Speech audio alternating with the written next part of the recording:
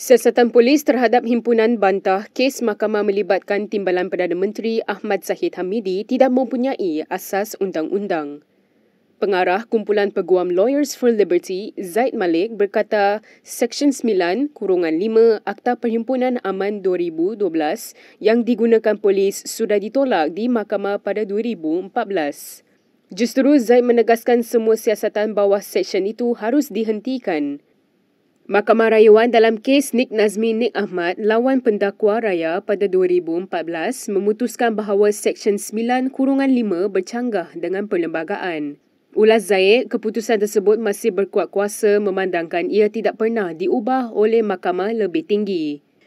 Semalam, Timbalan Ketua Polis Negara Ayub Khan Maidin Piche memberitahu polis mengenal pasti 25 individu yang dipercayai terlibat dalam himpunan yang diadakan di Kuala Lumpur Sabtu lalu.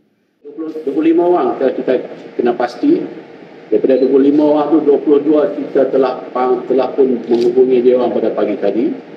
So telah dapat juga ni, dan daripada 22 ni 6 akan hadir pada keesokan hari untuk diambil statement, untuk diambil peranan di IT Bidang Wangi.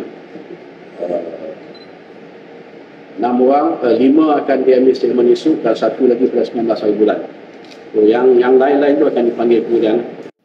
Demonstrasi Sabtu lalu digerakkan oleh pemuda PN bagi membantah keputusan Jabatan Peguam Negara menghentikan 47 kes rasuah, salah guna kuasa dan pengubahan wang haram terhadap Zahid.